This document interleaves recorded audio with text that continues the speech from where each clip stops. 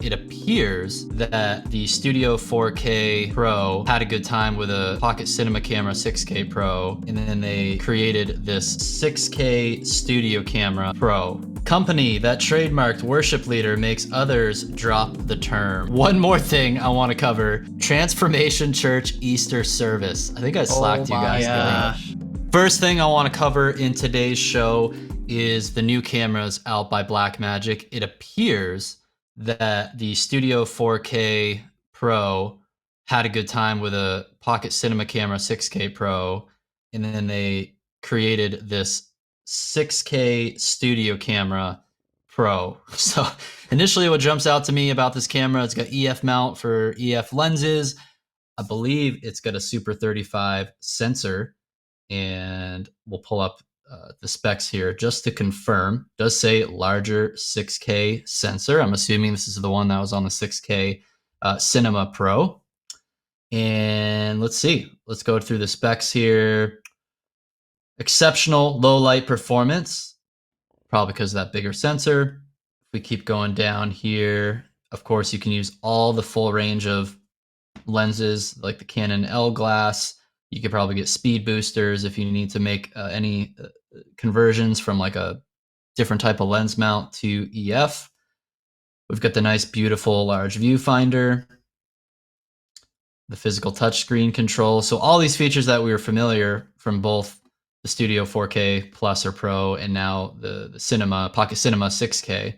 And yep, you get HDMI, SDI out, and then Ethernet. And what was cool about the Ethernet port, I think this is going to be overkill for majority of church situations here.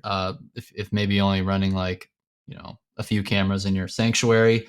But if for some reason you want that feature of sending, your camera feed, the return program feed, time code, commute talkback feed, all those things, you can get these cool converters they made. If I scroll down further, I think it's on this page right here. This is like the longest landing page I've ever seen in my life. Okay, Blackmagic Studio Converter. So you can send all those things over one Ethernet cable from your like video rack over the Ethernet cable to the camera, and that could really clean up the rigging setup. So here are the 1, 2, 3, 4, 5, 6, 7, 8 things that Ethernet cable will do, including supplying power. You guys know how it gets when you're setting up these cameras. You have a bunch of power cables, HDMI cables. Maybe some people have return SDI cables for tally and stuff like that. So this really cleans it up. Good job, whoever is in charge of breeding Blackmagic cameras. This is a great genetic modification. All grass fed. Yeah. And the price point.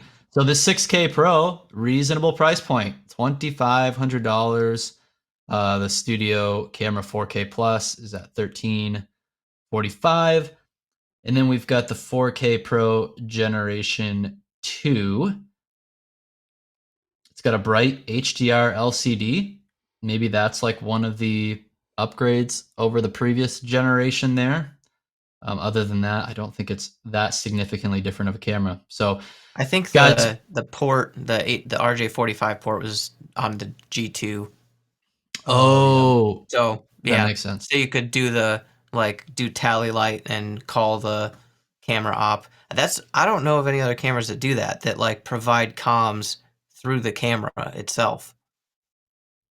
Yeah. It's pretty cool. I know of. All right. About the ecosystem.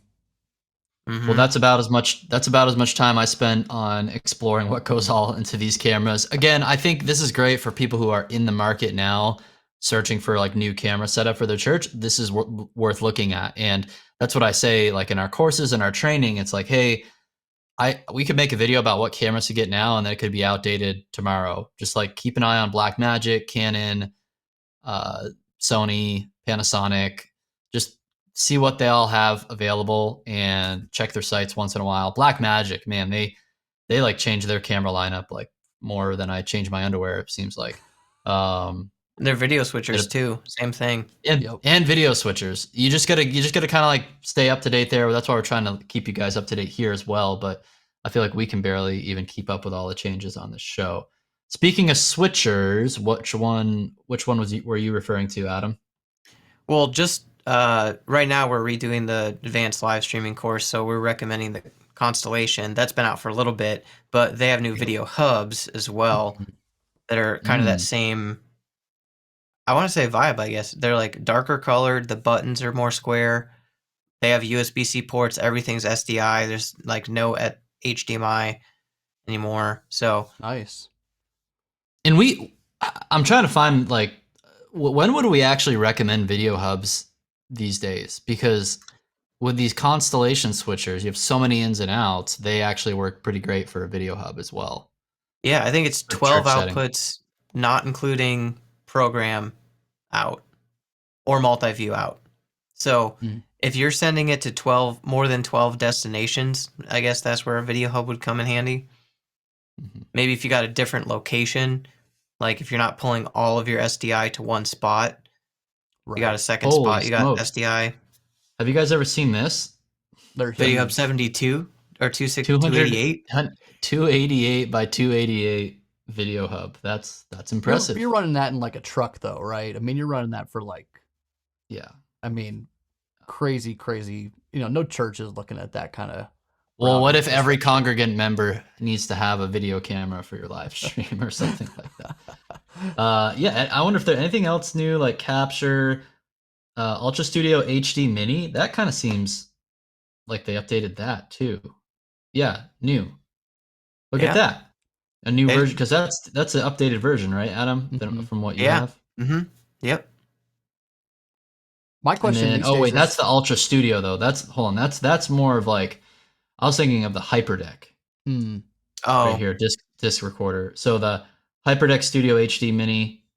It looks like, yeah, they do have a newer, this kind of larger unit right here is a little bit newer. This looks like the one that we've already worked with before. There's just so much stuff coming out. Again, it's hard to keep up with it all.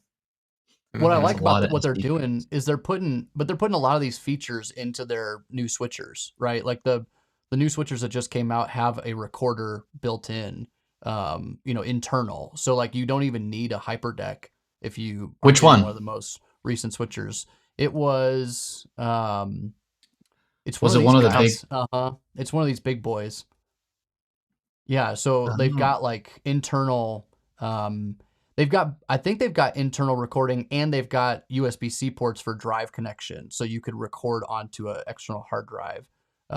Same idea, but you just don't need a Hyperdeck. Now you just need the switcher itself to do that functionality. Built-in multi-view, 16 support. So I see this little record indicator there. Connect your phone for 4 or 5G data. Live stream from your phone. To be able to live stream from the switcher. Nuts. Here you go. Record to internal storage or USB discs. So the Ecamm Television Studio HD, USB flash disk or an M2 flash disk is installed. So that is, that's good. And like above, it said you could also you can use webcams with them. So it's, I don't know, it's just these kind of switchers, it just feels like they're trying to put most of the functionality of like all these other converters and hardware into one big panel switcher. So I'm not always an advocate for panel switchers, but I don't know, the price point is like not that far off if you're starting to add up some of these auxiliary pieces of equipment to just go with the panel switcher and have a lot of it built in.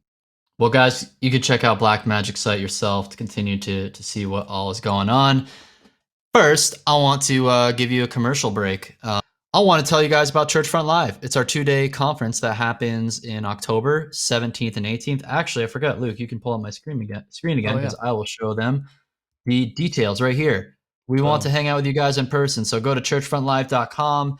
You can get 25% off your tickets for you and your team if you purchase before June 1st, 2023. So use that early bird discount code. We would love to see you there.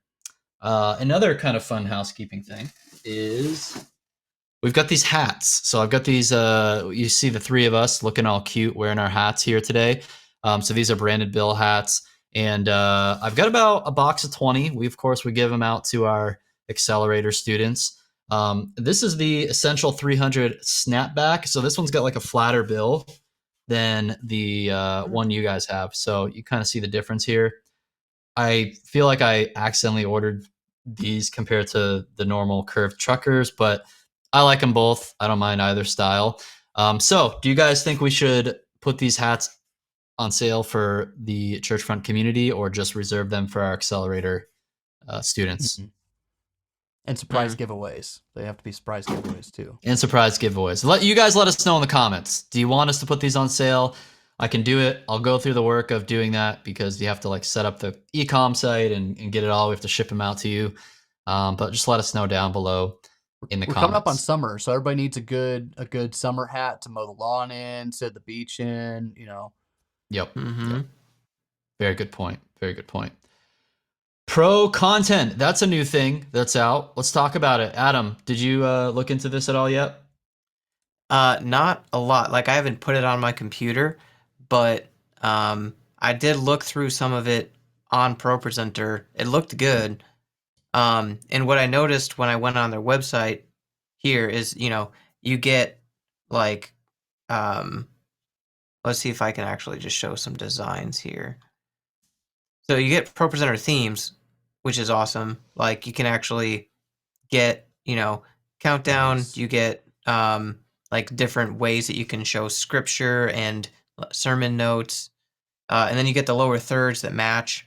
It's all the beauty of it is it's now integrated into ProPresenter when you open up ProPresenter. Right. So now you get to have whatever the latest version of ProPresenter is, and then when you open it up, I think on the bottom where like the media bin used to be, that's where you'll notice the ProContent feature. So here is ProPresenter, and then I'll just move it over so you guys can see what I'm talking about.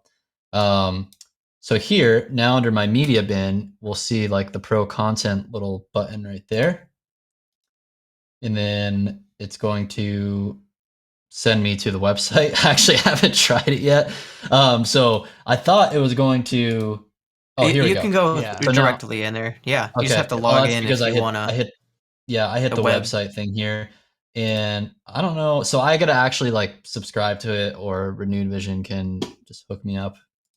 Renewed Vision, hint, hint. But yeah, this is the cool part. Is now it's like, oh, it's all integrated there. You don't have to go to another site. So the story behind this was Visual Media Church. This is the company that basically got acquired by Renewed Vision to integrate it directly. So there were like, you know, there's like two main media companies out there for backgrounds. You got Visual Media Church, Church Motion Graphics. I like them both. I like the stuff they both make. Visual Media Church definitely does a lot more like footage-based stuff of like drone footage and stuff like that. So looks pretty great.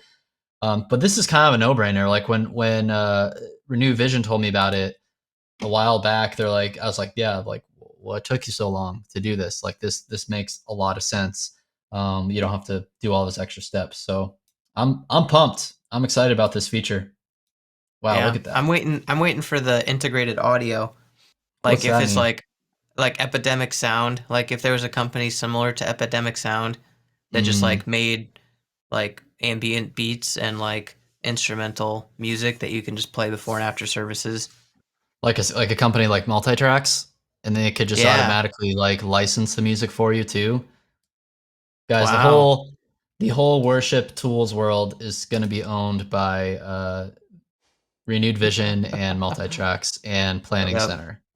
Yep. So and we'll teach you how to use it all. Just a matter of time before they write that big check for Churchfront, and I'm just going to be somewhere probably in Punta Cana. There we go. Don't worry. I'd be bored out of my mind. So Churchfront ain't getting acquired anytime soon. So I do really like some of these steps. And I think there's a theme here with the Blackmagic and ProContent stuff where it just tries to make it like a one-stop shop. I mean, it really is attractive for people who aren't trying to piecemeal stuff together or subscribe to 17 different things or buy, 18 different pieces of hardware. It's like both Blackmagic and this Renewed Vision ProContent collab is like, okay, now this is a streamlined system that anybody can sit down in one place, have kind of a whole package ready to go, and they don't have to worry about big question marks on the side. So, I mean, I do like the simplicity and kind of the ecosystem that they're going for. I think it's helpful. Yep. Yeah. Speaking of like streamlined systems with that, for Easter, my church met at a different building, and I just had my SQ5, and then I gaff taped an A10 mini to the top of the SQ5, and then I just had a USB-C cable going into a base model M1 MacBook Air running ProPresenter, and we live streamed over Wi-Fi. No issues.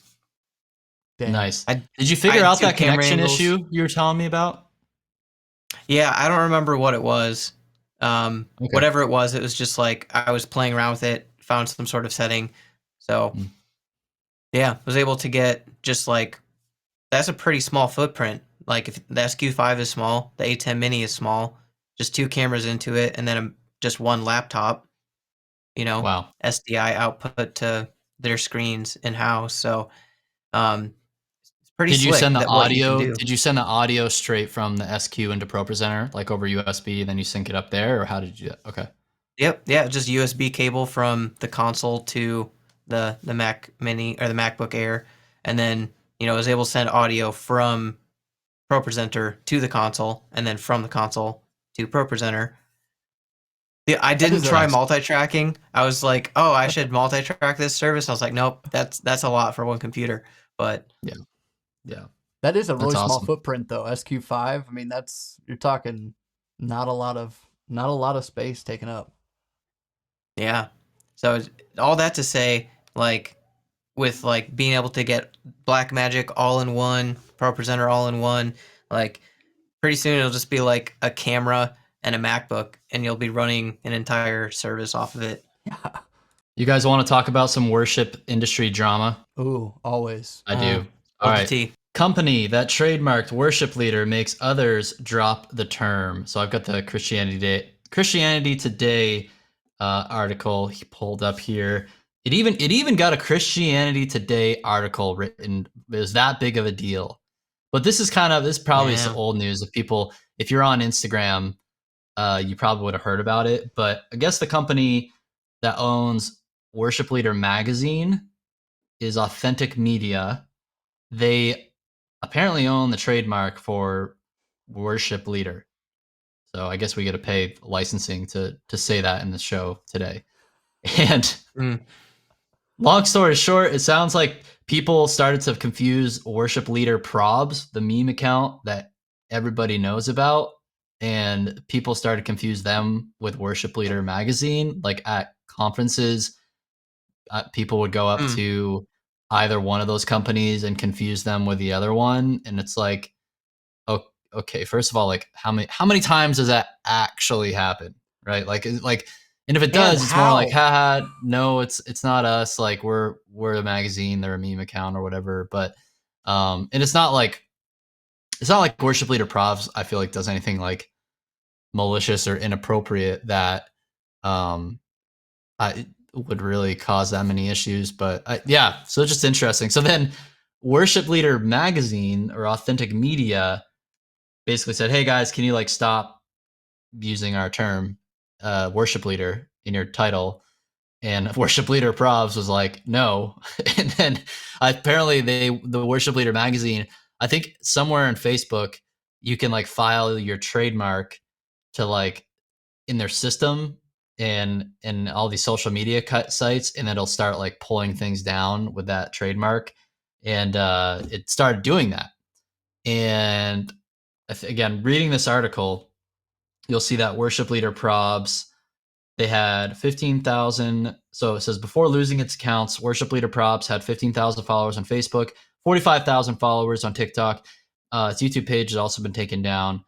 On Instagram, where it had the largest following, 133,000 followers, Brian Tabor rebranded it to be Worship Leader Probs and a Band-Aid over the L in the logo, which that's still, they changed it to, it's still like that today. If I go to their Instagram, it's Worship Probs with a Band-Aid. Yeah. So I'm not really sure what progress they made there, but I don't know where it's at. I remember this was St. Patrick's Day, the evening of St. Patrick's. This was when it all came out. Worship Leader magazine they posted something about it too.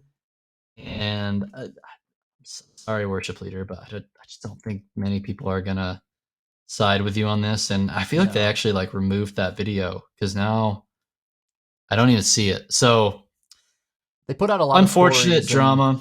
And then that's like where I feel like all the drama went down was over stories.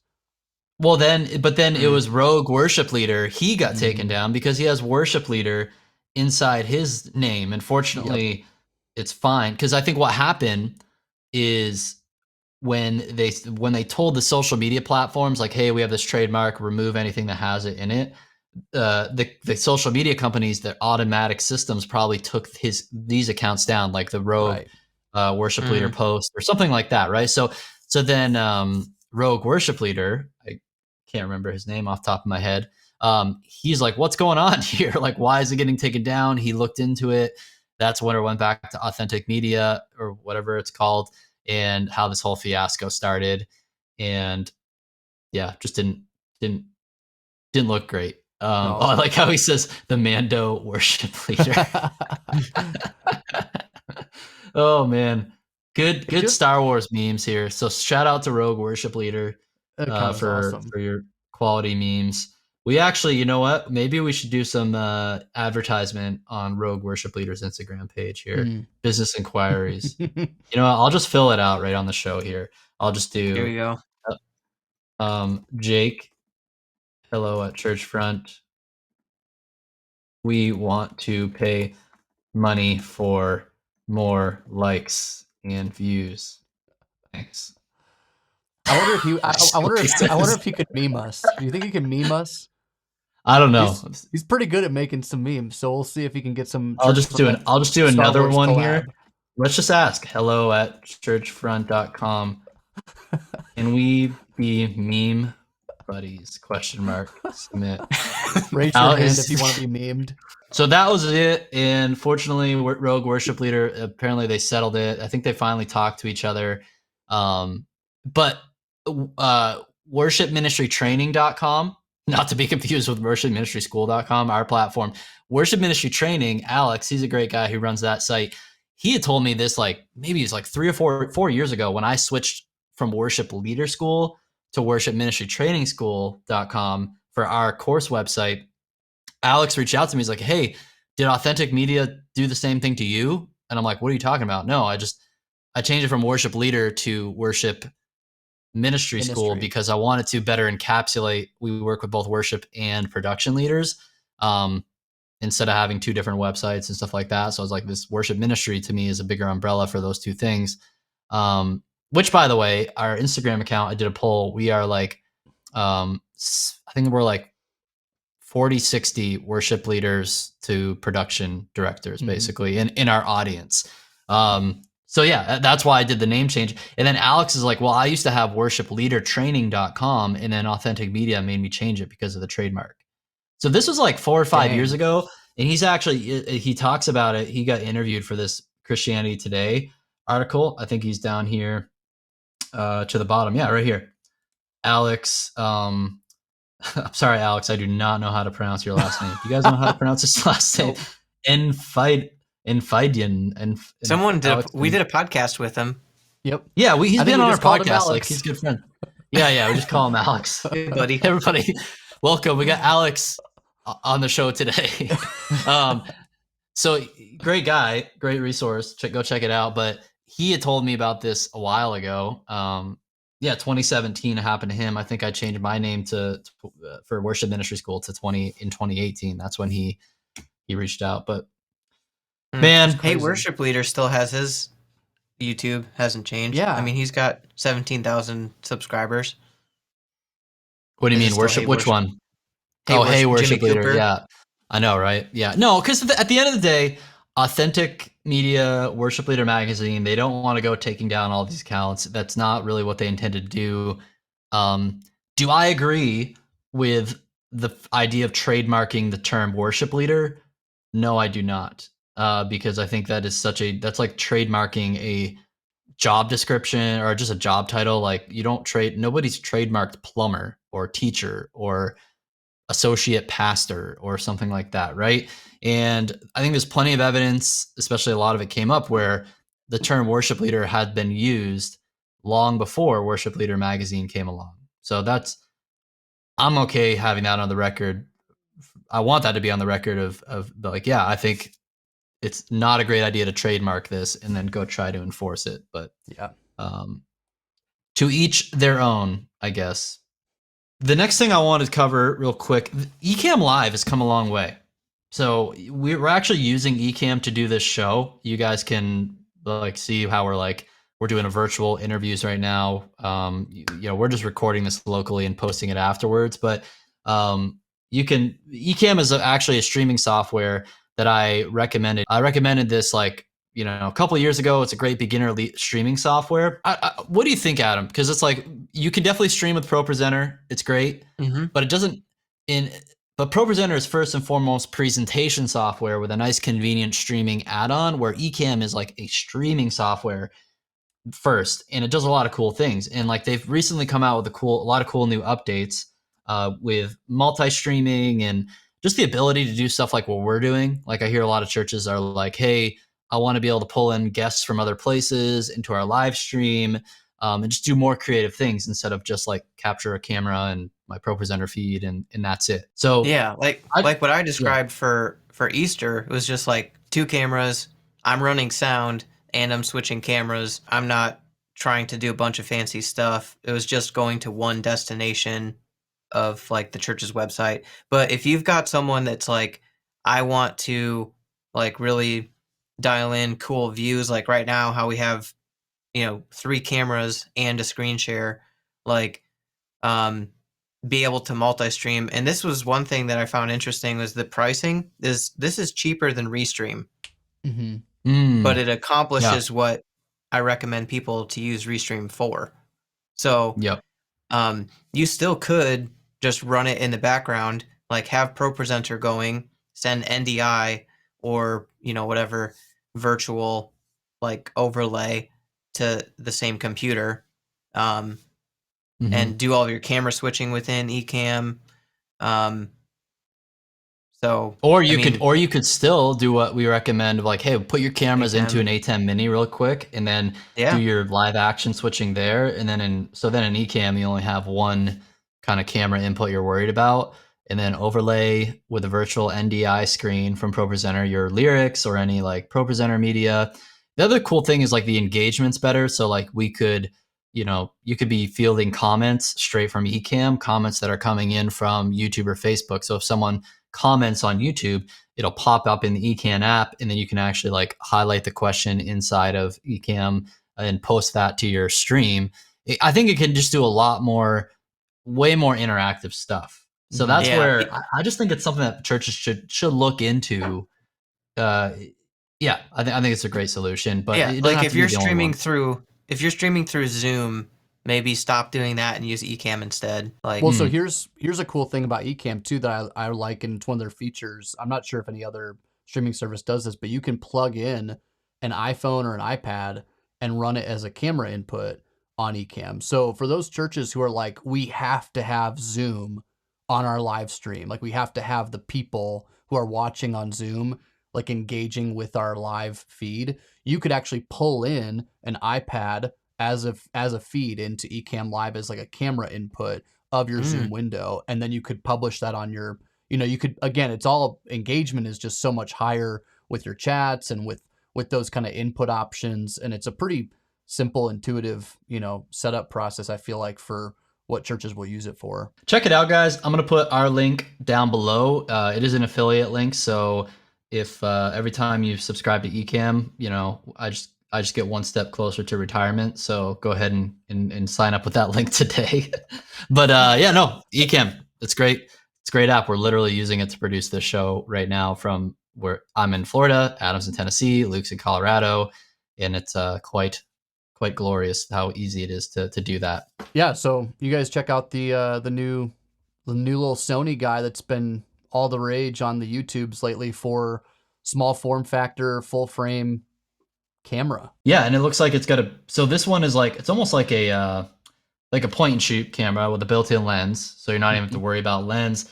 That lens, it's a looks like it's a 1.8 to 2.8, 24 to 70 millimeter lens. Might not be bad for a, super entry level live stream option here, especially in a smaller worship space or like a home church worship space. And you'll just looks like you'll have some really good image quality as well. Mainly, I mean, it's mainly used for like content creator and vloggers, right? Like that's who it's for. So again, it could be great. Sounds like for like pastors or people at home recording social media content, which I feel like more church leaders should be doing anyway. But if you're also like, if you're thinking, man, we just need one decent camera and we don't really want to have to think about it. I mean, this has got a, it's a built-in lens. You're not have to worry about mounts and things like that. And it just, I think the image quality from Sony is going to be really nice. Just straight out. I mean, 748, you're kind of one and done. It's a decent out, it's got all the inputs and outputs that you would need for connecting it to whatever software or streaming infrastructure you'd want. But I like Sony. I mean, Sony obviously has good video quality. We use Sony, and so I just saw it pop up and super popular among vloggers and content creators, but could be a really it's a 1 inch sensor too, so it's like definitely a decent size. Not huge, but it'll work well. Potentially, I mean, maybe that little camera could work good as kind of some like stage point of view, like little, just like stage angles. Like if you want like a little tripod with a little camera that's plugged in all the time, it might work well for that too. The only other thing I could be concerned here is making sure that focal length actually like gets far enough. Like keep in mind, like it's not gonna, don't put it like 100 feet back in the room and expect you can like zoom in on your pastor or something like that. Well, and it's fixed, so that's a huge thing to consider. It's not a, like I said, I don't think you can swap lenses on this guy. No. It's just a built-in. So it would be, I think, a good stage, like a stage, camera for those little angles. But just found it that is a Sony ZV-1 digital camera. Go check it out. Adam, you got that console pulled up? Yeah. So I've watched a little bit of the Sweetwater video on this. And I'm not sure what console line this is supposed to be emulating, or if it's its own thing. But and for our podcast listeners, this is a Yamaha DM3-D 22-channel digital mixing console with Dante by Yamaha. Yeah, and there is a version without Dante that's like an amount of money that's like, why would you even not get the Dante version? $400 less. But it looks like, I mean, it's a pretty large touchscreen, but the format of the mixer is so small. If you look at Nick doing the video, if I can find it here. Yeah, no, super compact. And that's why I think it'd be great for like this. Yeah, I think it would be great for some good portable setups. My concern is like 22 channels can get filled up really quick. So obviously, like for maybe it could be like a good church planting starting console, and especially if you want to be a little bit bougie, or with like, I'm guessing these are kind of nicer preamps that Yamaha's putting into these things. Maybe compared to, or maybe it's the same as the TF series of consoles. I don't know. Didn't look into it that deeply. I think it's higher end than that. Okay. But like you see, it's got like combo jacks here. So I mean, imagine if you're in like a larger church that has a youth room, or like a smaller space, it doesn't have as many inputs, and you're like, I just need to plug in like wireless mics and an electronic drum kit, bass and guitar. Like you could just do all that on these 16. I think this is 16. Yep, and have enough outputs, and like it's got even, I think, multi-band EQ and or dynamics and stuff. So I mean, it's like for a small format console, I would recommend this over quite a few others. Because you could just get like a 16-channel, is it like a Yamaha Rio stage box, and that would use just Dante connectivity to get to it. I mean, I'd be inclined to get this type of thing if I were like, again, if Kaylee and I were gigging just like a small acoustic set somewhere, and like we just want good quality, small form factor. I know I'm not going to need much more than like a dozen channels, and then that's it, right? And some in-ears. But it's just so interesting because I don't know that I've seen another 22 channel desk out there. Like it feels like it's a random number that they must see. They must see a client demand for that channel count where somebody was like, I need more than 8 and I need less than 32. And 22 is kind of the happy medium, because even the interface built into it is 18 by 18, the USB audio interface. So it's like we're so used to seeing 32 by 32 or 64 by 64, and then you get this 18 by 18 22 channel desk, and it's like it just kind of feels out of left field. But again, it could be like a great form factor for small, portable church setup.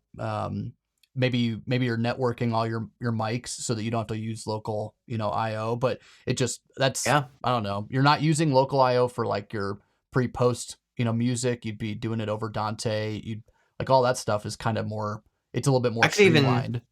This would be a great production console, like for touring. If you're like the house venue where it's like a bunch of engineers come with their own mixing consoles and you're just required to provide host mics and like pre and post service or event audio, and then pull all the consoles in, because it takes up so little room, but it's like high quality desk. Yeah, or we've seen it where like at Belonging Co, they have for their broadcast audio, they send their broadcast mix feed from their Pro Tools rig, and then they send another talking mics from their front of house rig, and then they're using like a small Digico console. This could be kind of a nice like final step of mix, kind of like final bus mixing and mastering for a church broadcast. Like that could be pretty cool there too. No, but they're 22. When they say when they put 22 channels, they're not stereo, are they? Or are they? Because that also makes kind of a big difference. 16 mono channels, 1 stereo channel, and 2 stereo effects returns. 6 mono or 3 stereo mixes. Yeah, but is that talking about the outs though, or the ins? No, I think... you know how like the wing is like 48 channels, but it's 48 stereo channels, right? So you're not losing, if you have like a stereo input, you're not losing 2 channels. It's only 1. So that's where it's a little unclear there. But I mean, I think this like digital IO, because it says 2 matrices, or it says 2 matrices. I think that's wrong. Tell us in the comments, is it matrices or matrices? Right. So I think that's actually like digital IO that you get. But yeah, this is interesting. Let us also know in the comments if you have an idea of what you'd use this for. It's just so cute. It's so little. Yeah, I wish I saw the video of the review video or the setup video. Maybe it's on the other page here where it's Speaking of little consoles, at our Good Friday service last week at the church, I wasn't like helping out the whole time. I just helped a little bit with setup, and they were using like a super old, maybe not super old, it was like a little Yamaha analog console, and I'm like, gosh, I've not touched an analog console in forever. And this is one where your EQ only gave you like, you could only have 100 hertz for the low, and then like a 2.5K for your high mids. Like you couldn't choose the frequency. Yeah. You literally are just like, I want more or less of just those 2 frequencies. And I'm like, wow, they could I told the pastor, I'm like, dude, next time we got to use the XAir 18 or something like that, because that would dramatically help for still, it's like $500-$600 console. So that was like the console they were using. The pastor's done like DJing and stuff before in the past, so he was just using that one. But was it like one of those little tabletop analog mixers that has like 8 inputs on it? That's kind of the setup, or was it an actual like console? It was like an actual it was like maybe a 12 channel console, and then it had like auxiliary, like the actual auxiliary out mixes and stuff like that. And one of the volunteers was like, he's like, yeah, why can't I control the monitors? And I'm like, because your outputs to the monitors are coming from your monitor out in the console, and it should be the aux out. And it's just like, it just brought me back to the days of using analog consoles like that. But it also made me realize, like, again, it's still all the same concepts. Like if you understand the concepts of channels, mix buses or aux mixes and all that stuff. Like it is literally the same.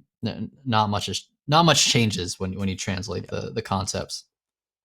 Was it a good mix? Did you get it? I mean, did they get it dialed in? Considering what we had to work with in terms of it was like an outdoor pavilion by the beach, and it was like there was honestly not a whole lot more we could do there. And I literally was there. I was like, I was not running AVL. I literally was like, hey, or my pastor texted me. He's like, oh yeah, here we're setting up. Like, oh hey, I can swing by and like give you guys a hand. Like, I just like literally did that for a few minutes, and then when I got back, I'm like, how do we get rid of all this muddiness that I'm hearing in the mix right now? So that's when I looked at the console, because I was not like in charge of doing the sound that day. But fortunately the guy running sound, he's like, yes, like come over, like help me out, like let me let's dial these things in. So we got it working, but you're worshiping. It can be a lot better though. next time.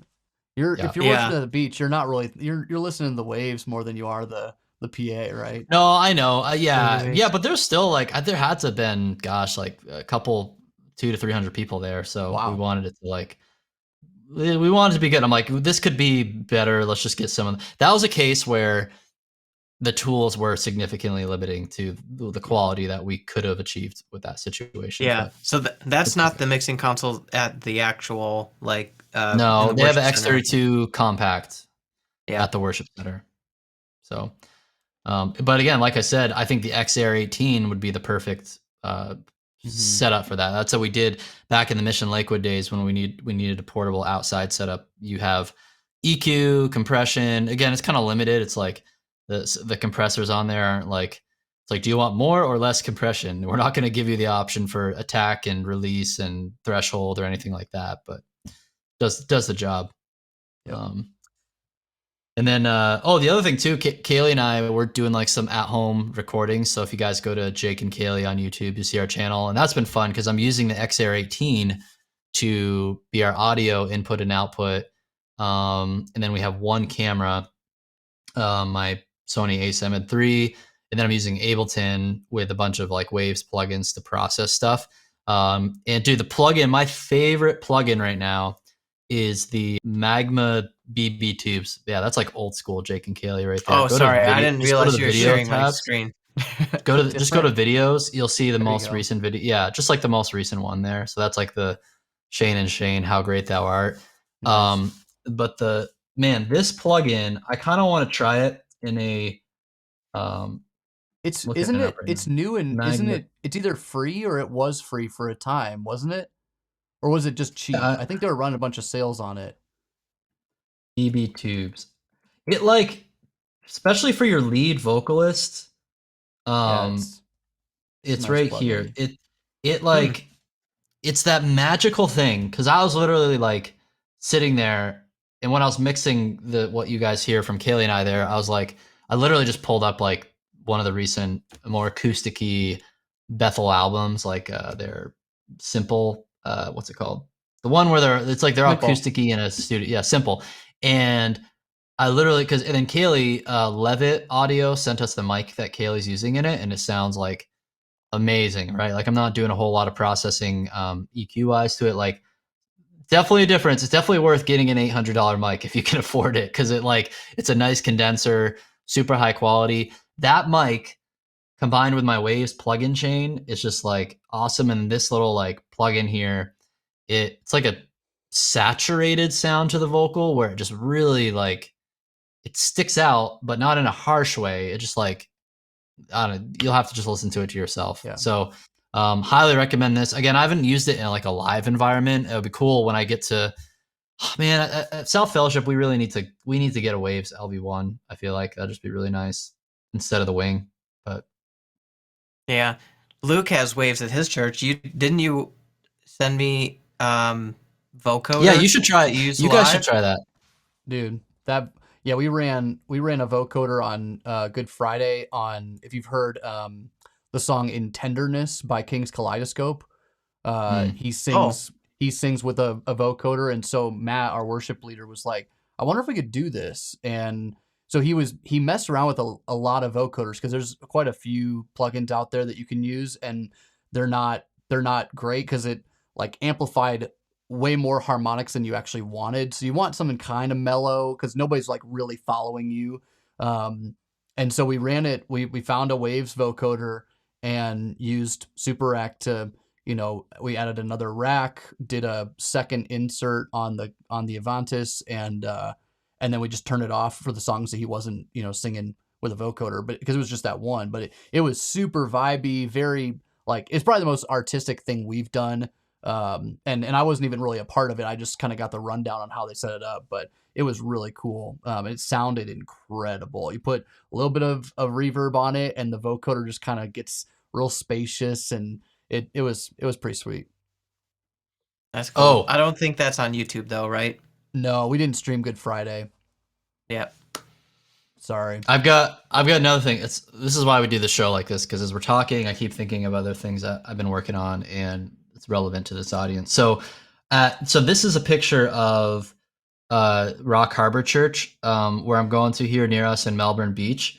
And literally I took a photo, like I was literally walking around the church with Kevin, the pastor there, and I just like casually took a photo with my phone camera, and then I sent it to Craig with Pro Church Lights, and he basically just whipped up this mock-up for us of like what they could do. I actually kind of wish I would have took a better picture, like knowing I was going to actually send this to Craig for a mock-up. But you guys could see it's cool, like traditional style space with like stained glass right here. Currently, this is the screen they're using. This is the screen they're using right here with a projector on it. It's not really good. We did get a quote for LED walls too. Craig is doing that now as well. But the church is like, yeah, we're gonna press pause on that. We're gonna do just projection screens right here on the side, just because it's like $20,000 less to do it right now, and still the brightness. When we compare the nits to the brightness, it's like comparable brightness, and it's gonna be fine. Someday though, we want to get like LED displays up there, but yeah, you could see like we got the kick lights up here, we got the front lights. It's just nice to do that mock-up thing. So if people want to check out Pro Church Lights, they will do that for you. And then we are going to move ahead with the lighting upgrade here. So it'll be fun to make videos about. But this church is a great example of like, it's old traditional space, no acoustic treatment. It's so hard to hear the mix and the pastor preaching. So there's definitely going to be some worship tech makeover videos coming out of this in the near future. It's going to be fun. What do they do? Are they keeping the sconces in there, those traditional fixtures hanging from the ceiling? For now, yeah, until we can actually, maybe we should talk to Craig at Pro Church Lights about just putting in some nicer house lights in there. Mm-hmm. Like it'd be cool to, I mean, the style of the sconces kind of look cool for the traditional vibe we're going after, but I wonder what other like traditional looking yet LED house lights we could put in, because I don't know if you could just throw like a LED fixture on the bottom of those sconces or whatever. We haven't got there. That'd be the question I would ask, or it'd be cool to see in a video in the future, is because I think a lot of these traditional space churches, they don't really want to get rid of that architecture or those fixtures like types. But if Pro Church Lights can work around them or integrate them, that's like that's a win-win in that you don't have to do away with them, but you can just kind of supplement or add on around it. So I was just curious if he had said anything about it, but I like the space is really cool. One more thing I want to cover, but the Transformation Church Easter service. I think I slacked you guys. Gosh. I didn't look into it too much after that. Okay, so this is like a Twitter thing. I don't think you can find it online. We have everything. Keep in mind when it comes to like Churchfront featuring different churches and their tech, you can appreciate the tech. You don't always have to agree with ministry philosophy. Okay, so like just like make sure that's clear to everybody out there. And yeah, this will be a case for me personally. I'm like, okay, the tech's really cool. You guys obviously do a good job at what you do, but ministry philosophy wise, I'm like, yeah, I don't think this would be my style. I'll just turn the audio off here, and you guys can try to dig up the stuff yourself. It's like this was their Easter bonanza, and literally this. I think when we're posting this will be a week after like when I did an interview with Chad Vegas about their setup and stuff, right? And this was like a special Easter play. And Pastor Mike Todd definitely talks about, hey, we're going to do anything short of sin. What are these lyrics actually, as I'm looking at? Well, this is a Kesha cover, right? So it's a, yeah. Dude, I don't listen to Kesha, so I know, right? So, okay, so this is a Kesha cover. This isn't like a song they made. At least that's what I think it is. Without the sorry, audio, I'm sounding like a boomer over here. And it's like, hey, okay, it's a pretty like graphic thing, and I don't know. I guess it is very like, man, the pyro, the smoke, the lights. It is. And it's all well. This video isn't in 4K HDR, it's but definitely on YouTube, it's generating all the buzz on Twitter, right? So you know, again, it's ministry philosophy. What it's their kind of style of what they want to go for and stuff, and it's like, yeah, would I do this somewhere with Easter service? Probably not. I think there's ways you can still be kind of edgy and innovative, but like, hey, can we just make sure we like tell the gospel story here clearly? And again, I like did not watch this whole service, so I cannot be a judge on it and stuff. And it's easy for people to take clips out of context, and it looks worse than it is, right? But at the end of the day, the church is big. There's lots of different ministry philosophies out there, and to each their own, I guess. So I just wanted to bring that up. I want to hear what the folks think down below in the comments. Let us know. What's your opinion on the Transformation Church Easter Bonanza? If you were there, if you're part of it, like, yeah, we'd love to hear what you think about it. Well, first of all, I'm not even skilled enough. I'm not going to say it doesn't take skill to put on this type of show, because it does. Like, they know 100%. What they're doing and stuff. It just comes to a point, my personal convictions about where culture is and what the church is supposed to do. Like, to me, it's like, guys, there's like no difference between like the Grammys award show that happened a few months ago. That was literally like, it felt like it was Satan worship. It practically was, wasn't it? Now that I'm thinking back to those headlines, and to this type of stuff. Not that this was like Satan worship. Again, I haven't watched it. I like literally I don't waste time doing it, but I also would do things where it's like, hey, if someone pulls something out of context, like, how horrible does it look too? Like, I just gotta be mindful of that stuff. There's always going to be haters on the internet. I know that as someone who makes content online, but yeah. Well, I mean, so to play devil's advocate, like, I just was looking at the back of a C.S. Lewis book, and one of the reviews was like, if I ever became a Christian, it would be because of C.S. Lewis. And he's written, you know, like Narnia, like artsy things that like take the concepts of scripture and show it in a way that's not directly presenting the gospel. So, you know, I think there's going to be someone in the comments to say, why not use a Kesha cover to tell the gospel? I love it. I think it's Kesha. It's Kesha. Kesha. Guys, I don't know. I literally don't. I'm so out of touch with pop culture. Yeah, in the comments, it's gotta be Matrix or Matrixy, and is it Kesha or Kesha? What about plural Kesha? Keshai? Oh yeah. Yes. I like where that's going. That's good. Keshi. Oh man. Sounds like hey a guys, Bitcoin you should. knockoff. Speaking of Twitter, everybody should go follow me on Twitter for my hot takes there. It's a fun time. They are hot. And then follow us all on the Instagrams. We got Churchfront on Instagram. Follow Luke and Adam and their accounts too.